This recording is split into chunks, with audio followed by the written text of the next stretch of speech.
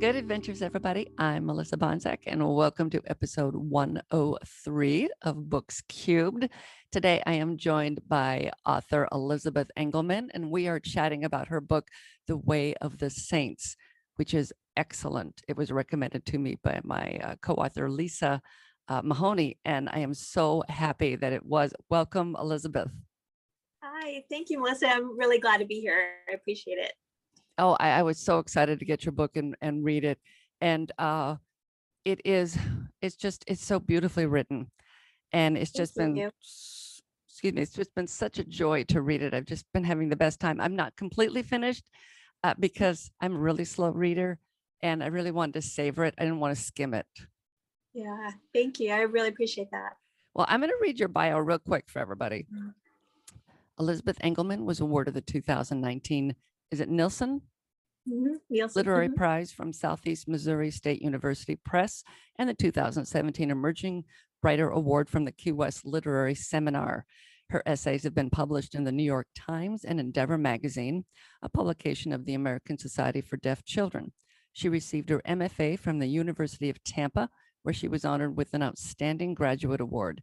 She holds an MA in poetry from Lancaster University. And is this your first novel? Yes. Okay. And give everybody just a brief description of what it's about. And I'm going to quickly, I'm sorry to do this to anybody on video, but I'm going to quickly go to speaker because no one wants to look at me on screen all the time. So if you can just give them a brief description of what it is about. Yeah, so this is the book. It's The Way of the Saints. And it's based on my own personal experiences as the daughter of a Santeria priestess. It's very much based on my family's experience growing up in New York. It tells the story of the Puerto Rican diaspora in the 1950s and the story of a woman who was desperate to have a child and was experiencing a lot of miscarriages. And so she went to a santero to help her have the baby and was told that she was cursed, and which launched her into this journey into having a baby and being a part of Santeria, the practice, and a really exploration of power and control as she grows in this practice.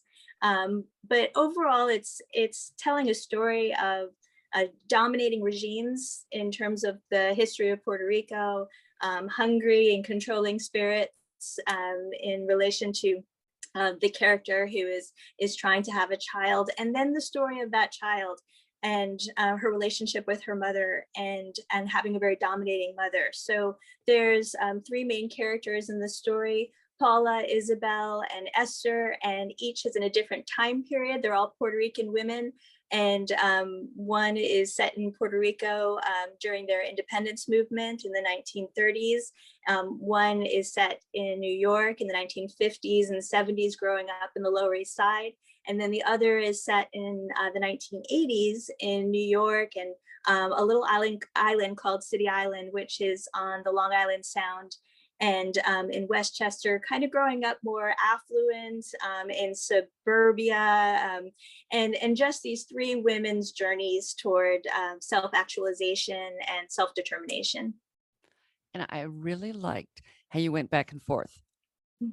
And we jumped around in time and we'd learn a little bit about somebody and then we'd jump forward. And at first it was like, well, what's going on here? Then as I was reading, I realized I was really learning so much more about the characters, I think, because we jumped to different important parts in their lives to really get an understanding of why they were behaving the way that they were. But before you read, just really quickly explain what Santeria, I'm going to say it wrong, Santeria is for anyone who doesn't know. Yeah, Santeria is a diaspora practice that came out of West Africa. And so the history is that when West African slaves were brought over by colonists, the Spanish colonists, they were brought to Cuba, Puerto Rico, Santo Domingo, and other colonies. And they practice a faith, a Western African faith, a more spiritualism, where everything was animated. All of creation is animated with life, and that practice was oppressed by the Spanish colonists. They were not allowed to practice their faith, and so they hid it. And Santeria is a synchronized religion, in the sense that they hid their practice and practice under the guise of Catholicism. So for each one of their saints and their guides, they paired that with a Catholic saint, and would practice what would look like on the surface to be Catholicism, but underneath was actually their Western spirituality. And so it's a synchronistic religion that came out of that diaspora, and it's still practiced today. And it's very widely practiced in Spanish-speaking countries, wherever West African slaves were brought into, whether it was a Spanish colony and even a French colony, you would see this type of practice. But in the French colonies, we call it voodoo. In the Spanish colonies, we call it Santeria. They are a little different, but their roots are similar. And so my mom became involved in Santeria in order to have a baby. I was that baby. And this is the story of her journey and my journey alongside her as she practiced that. Okay, we'll talk about that more, but go ahead and read an excerpt for everybody. Sure. So this is from the chapter, one of the early chapters. It's called Dedication. And it's the initial story of Isabel as she goes to seek help. She's had a number of miscarriages, and she's going to seek help from a santero. It's set in the Lower East Side of Manhattan in 1974. The air smelled of piss and winos. Isabel stood in the dimly lit hall of Ernesto's building and held her breath. Overhead, a dying light flickered. Her mother, who owned only one book, the Bible, and devoted an hour to reading from it each morning, would be furious to discover Isabel pocketing Ernesto's address and now standing at his metal door. In the old neighborhood, he was known as El Diablo.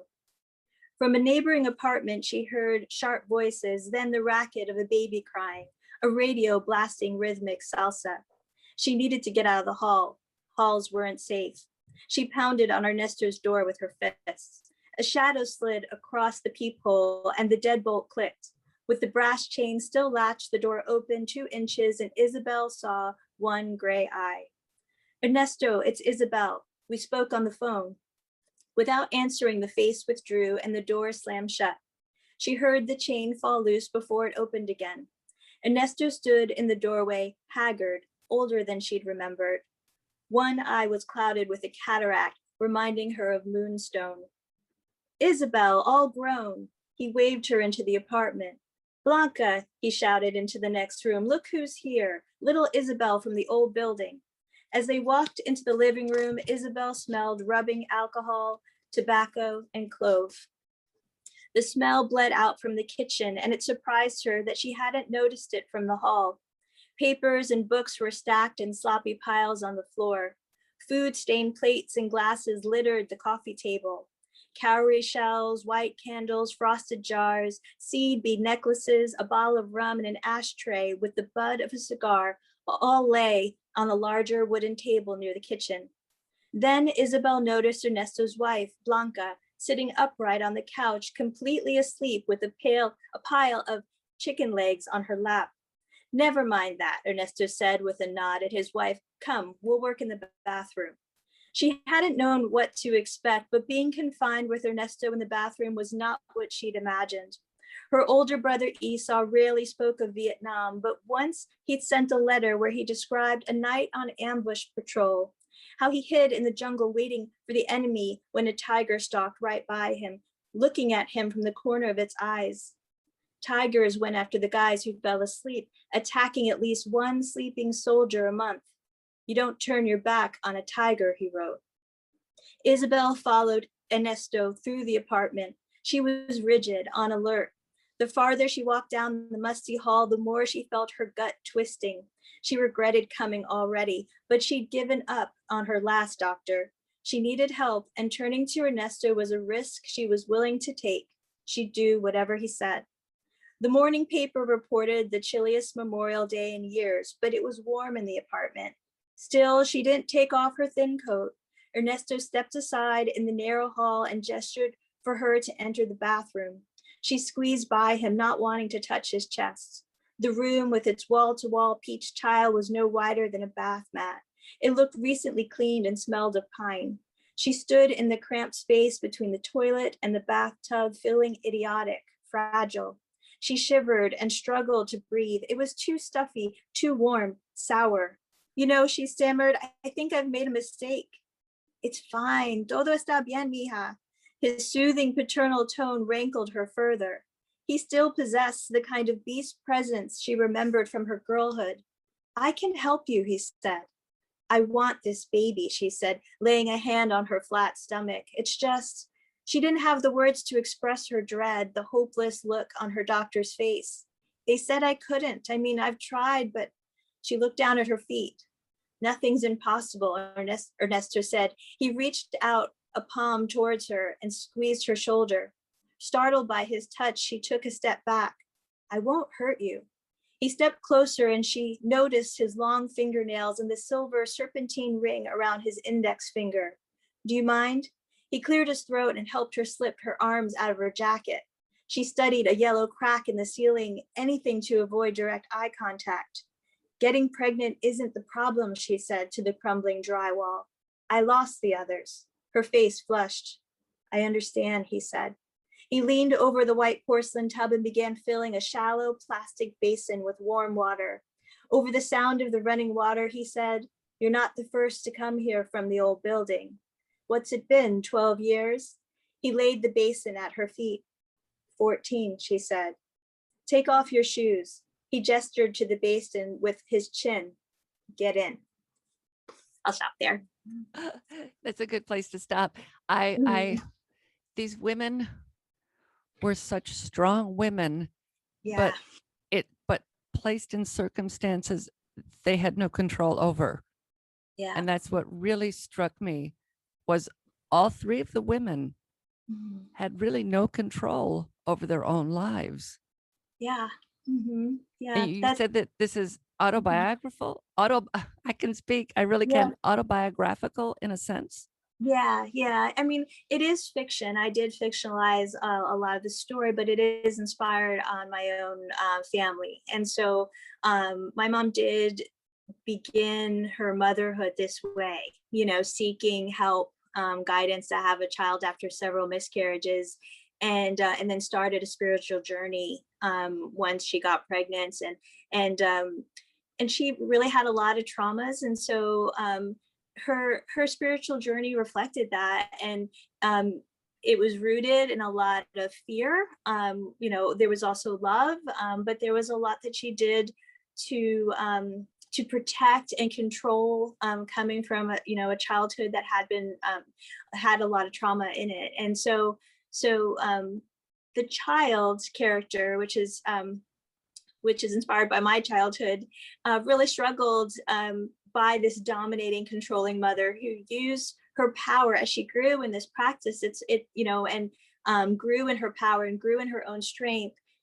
She used it to control and dominate others in her life, her husband and her child. And so I am telling a story about characters who have to overcome that kind of oppressive, dominating spirit, whether it comes from a parent, from a religious institution, or from a government, and how they can find their own voice, their own authentic self, and really overcome that kind of oppression. That theme of oppression and overcoming and finding your own self really just is all throughout the whole book, which is just a neat way to tie everything together. And you say it, you kind of borrow from real life, and as writers, we all do. Yeah. But there's that fine line where you do sometimes write that first draft, and you realize that you've maybe moved a little too close. Did you find yourself having to cut things that you thought were just a little too on the nose? Yeah, I did. This book originally was about 100 pages longer. So right now it sits at about 250 pages. Originally it was 350. And I did cut a lot out in terms of, the character that is based on my mom. She experienced a lot of sexual abuse. And I was really trying to navigate how to tell that story without exploiting it and exploiting her suffering, without going to places that were too dark for the reader. And so some of that came out of the book. Some of the other things that I cut were stories that are based on characters that are still, or people that are still alive. I have two half siblings. Originally, some of their story was in the book, and eventually I edited them completely out. And so, yeah, I really wanted to honor my ancestors. Many of them are gone, many have passed away, and I was really trying to walk that line of telling their stories, but not exploiting their stories, and really wanting to be empathetic about the journey that they'd gone on, why they made their choices. They may not have always made the best choices, but what motivated those choices, what were the circumstances around those choices? I really tried to get inside that space. And then anything that slowed the narrative down, I had to cut, so just to keep that pace going. I was chatting with a friend yesterday for lunch, and we were talking about success because, authors always do. You kind of, and everybody has a different definition. And for my friend, it was that she wanted to finish her latest book, which I hope she's doing because I've read some excerpts and it's so good. So what does success mean for you? I mean, this is your first book being published, and it's being published by a university press? Yes, Southeast State University Press. So what will success, and this is a pre-order, everybody, and I'm going to run the show, but then I'm going to rerun it again when it comes out in September, right? So if you're hearing this in September, it'll already be out, but I'll adjust the show notes. And but so what would success look like for you for this book? I did a lot of soul searching about that. When you go online, as a new novelist, and this is like my debut book, and you Google, what do you do now? Like I had just dreamed for so long just to finish the book. That was, the number one goal. And then to have it published, I wanted it published through a reputable press. And so I just felt so fortunate to get that far. And so Missouri State University Press took that leap with me. And so I had never really imagined what came next. And so then when I started, realizing, what am I supposed to do? At this point, there's a lot of messaging out there about, how to market your book, and, is it a New York Times bestseller? Are you wanting to sell out on, be a bestseller on Amazon, do book tours, what does it look like? And for me, I kind of had a smaller vision. I really love connecting with other people. I love that the book has allowed me to find my tribe, my writer community. If it can foster that continuation where I get to share my work and it resonates with someone else and we can talk about it, if I have opportunities like that, to me, that's success. If I have an opportunity to maybe have it interpreted in Spanish, I would really love that. That's like my ultimate goal for the novel, because it is set in Puerto Rico and the three main characters are Puerto Rican women. I would really love it to reach a Puerto Rican audience in Puerto Rico. So that would necessitate that it would be in Spanish. And so that is my ultimate goal for it. But I'm really enjoying the baby steps. I'm enjoying all of this journey, meeting people, just the gift of their time that they sat down and read what I wrote. That's success. Like, I'm just thrilled. So I feel like I'm living it already. Even it's not even come out really into the world, and it's already given me so much. I'm not going to chase after these goals, I guess, that I'm, that these, kind of like pie in the sky. Not that is a bad thing, I just feel so fulfilled already. And so I really wanted to savor the moments that I'm being given now, with the book, and just allowing it to bring me to the right people and connect me to my tribe and give me opportunities to learn and grow. And if it does all that, that's success. That's a great Mm. answer. I like the connecting with the readers. And as Mhm. writers, that's really, and I know some people will say, you know, I want to be a bestseller and I want to make millions of Mhm. dollars and blah, blah, blah. But I think as writers, just like you said, the main thing we want to do is connect with other people, or else Yeah, why else will we write our stories down and put them yeah, out in the world? right. And we tend to be, you know, like homebodies, and a bit introverted, and I really resonate with that hermit. I can spend time on my own all the time, and yet at the same time, I really value people who are like-minded, and just who care about others, who care about words, who see how things connect in this world, who get excited about it. And so I want to share those moments and then go back in my cave. And so I love this little balance, and the book is my bridge. It allows me to kind of go out in the world and speak my truth and learn, and then go back. Yes. Oh, yeah. I know exactly what you Mhm. mean. Yeah. I'm a Mhm. homebody too. Are you working on anything new right now? Yeah, I'm working on first of all, this book was a little heavy. This was my childhood. My childhood was hard, and it was dark. And so I had to get this one out of my system. Like, everything inside me, every cell was, my dream life, like everything was saying, you have to write this book. And so when I finally had this written, I felt delivered from my childhood. And so now I'm just really embracing all the fun of writing again. It doesn't feel so heavy. It feels like I can play. And so what I'm working on right now is a young adult, like maybe a middle grade fiction, based in St. Augustine. That's where I live now, St. Augustine, Florida. And I have a profoundly deaf son. And so my main characters are deaf middle schoolers at Florida School for the Deaf and the Blind.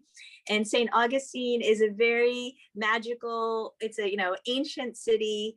It was the first city to be colonized, the first city to be discovered, and in this world, and so in the new world, in the United States. And so it has this lore of ghosts and mystery, and so I'm really playing on that, a city that is full of ghosts. And so I'm trying to write something that's a little bit of like a Da Vinci Code, for middle grade students, and where they go throughout the city and they're putting all these clues together and solving a mystery. There's so many amazing things, stories that come out of St. Augustine. And I really love thinking about voice and silence and what we learn when we're quiet, and the invisible voices, the languages that are not English, that are always speaking. And so some of that comes into my work. And I've thought about that a lot since I've, raised a deaf son who doesn't have a clear voice in English. He uses sign language. We sign at home. And so thinking about how we communicate without using our words is something I really love to explore. Some of the kids in your book will be deaf or have hearing issues. Yeah. So my main characters will be deaf, and I don't know if you recently saw it, but The Quiet Place 2 was just terrific, and they just do such a good job. I mean, I was thrilled sitting with my teenage son watching this, teenage deaf, young lady just Terminator crawling, saving the world. We've never seen that. We've never seen deaf characters be the heroes, being brave, being the champion. And I want more characters like that. So that some of that was inspirational to me, of seeing that story unfold. But I love it. No, my son has cochlear implants too. Oh, does he? But he was born deaf, and we didn't know he was deaf until he was 2 years old. And so by that time he had no language. And then by 3 years old, when the implants were turned on, he's 3, he's completely mobile, running all around, but has no language. He had no foundational language because we were told by audiologists not to sign to him. And that was really unfortunate. And so to this day, I tell every parents that I meet, give your kids all the tools. They need sign language. And if you choose to use the tools of cochlear implants, it's great. It's a great technology. It is a great resource, but it is just a tool. And just like our phones break and they're, sometimes not functioning, it's the same thing with those implants. They're not 100%. They're not a fix all or cure all by any means. And so for my son who had no language and then sound was turned on, he was just he just didn't like it. He just rejected it in a lot of ways, pulled them off all the time, lots of tantruming. Eventually, as he got older, and like his adolescence, he just decided it's not for him and he took them off and he doesn't wear them. And so just like we were talking about success and having to come to terms with it, make it very personalized. For me as a mom, I had to redefine what success was in raising a deaf child and to understand that success isn't his clear English voice. Success is a rich language that he can communicate with. And so when we dived into sign language and he became fluent and we became fluent in sign language, his life blossomed. I mean, he became just like the greatest, happiest, well-adjusted kid. And he's just your typical teen. I don't mean he's not perfect, but he's just he's just a normal kid. And he uses another language to communicate. And that's the only difference. Sign language is one of those things that, it's a 3-dimensional language. So even when you're learning it on a screen, it's not the same, so when we were on this journey, there were not free sign language classes online. We didn't have access, so I had to re-enroll in college and take all the signing interpreting classes that I could to learn the language to communicate with my son. And you speak 3 then? So no, so I'm not fluent in Spanish, and so that's not. Kind of part. No, and that's part of my journey. My mom, when she was young in the 50s, 60s, and the Lower East Side of New York, that was during the time of like this great migration from Puerto Rico, and the New York school systems were not prepared for all of these students who were fluent in Spanish and did not know English. And so her early childhood experiences as a Spanish speaker in the school system were really challenging. And so she was placed in special ed classes. She just had a really terrible early childhood experience because of her lack of English.